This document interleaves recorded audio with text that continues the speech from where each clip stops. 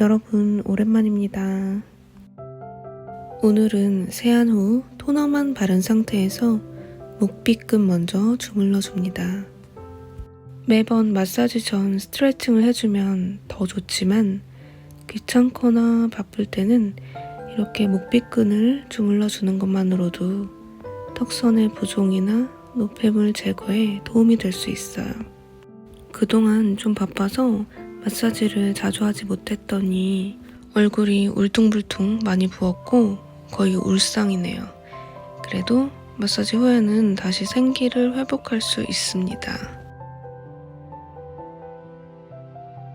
두피 마사지 역시 얼굴 하기 전에 먼저 해주면 더 좋지만 그럴 시간적, 체력적 여유가 안 되시면 헤어라인과 턱선의 근육만이라도 풀어주세요.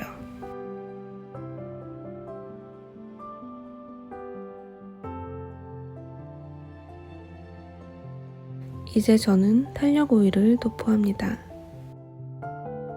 괄사 마사지의 많은 장점 중 하나는 도포하는 제품의 양을 절반으로 줄일 수 있다는 거예요. 손으로 마사지를 하면 양 손바닥과 얼굴에 모두 제품이 흡수되기 때문이죠. 역시 얼굴 하기 전에 목빗근을 지그시 누르면서 몇 번 쓸어줄게요. 그런 다음 턱 밑에 혈점과 림프절을 두꺼운 부분으로 부드럽게 자극해주세요. 턱 중앙에서 귀 뒤쪽 그리고 쇄골로 노폐물을 배출해줍니다.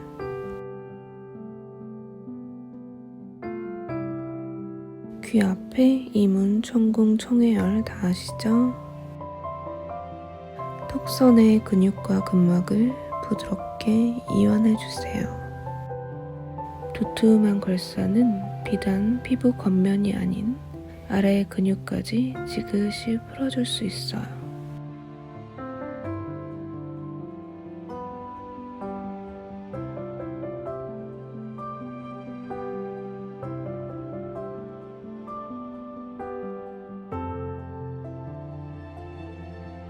영향혈이자 팔자주름이 시작되는 코 옆 지그시 눌러주세요. 지문이나 굳은 살, 거친 손바닥 표면 때문에 마사지가 자극적이라고 느끼시는 분들은 이렇게 맨들맨들한 도자기 괄사를 사용해 보시는 걸 추천드려요. 실제로 피부 관리를 업으로 삼으시는 분들도 가사노동을 겸하시다 보면 손바닥이 매우 거칩니다. 그래서 받는 사람 입장에서는 정말 따갑고 짜증나는 일이죠. 중요한 안면 혈점 중 하나인 지창혈을 동시에 눌러줄게요.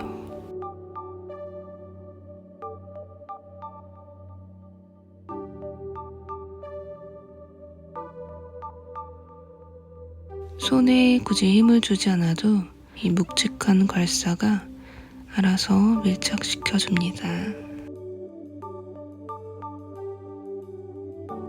눈까지나 태양열에서 귀 앞, 쇄골 위로 림프 드레나지.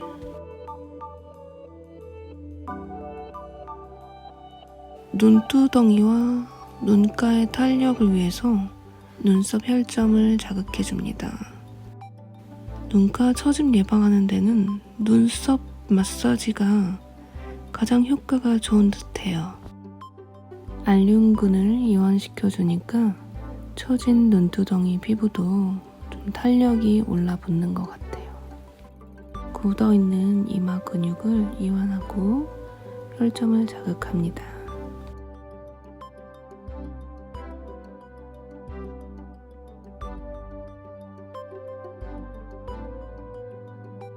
눈썹부터 헤어라인까지 위로 리프팅 해줍니다. 지금 사용하는 이 부분이 적당히 오목해서 굴곡진 이마에 전혀 이질감이 없어요.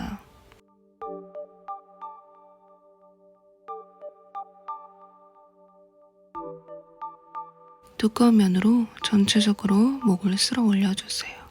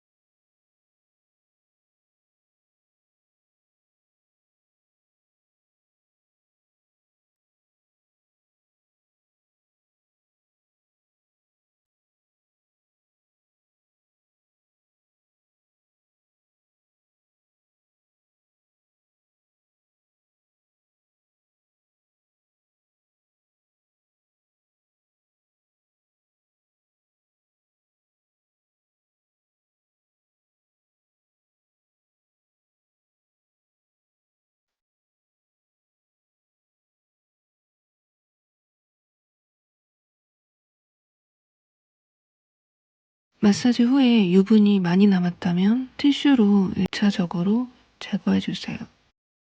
찬물에 부드러운 수건을 적셔서 물기를 너무 꼭 짜지 말고 적당히 짜주세요. 얼굴을 꾹 누르면 찬 수건이 얼굴의 열감을 흡수시킵니다. 그 다음 이마, 그리고 눈과 눈썹, 볼은 꾹꾹 눌러가면서 자극적이지 않게 유분과 열감을 제거하고, 코는 살짝 문질러서 닦아도 크게 자극적이지 않을 거예요. 턱선도 꾹꾹, 이마도 꾹꾹 누르고 귀와 귀 주변, 턱선, 목선까지 닦아주세요. 이렇게 열감과 유분이 완벽 제거되었다면 별도의 세안 없이 자신의 기초 화장품을 도포합니다. 한여름에는 열감이 완벽 제거되지 않았다면 냉수 마찰 정도는 추가적으로 할 수 있어요.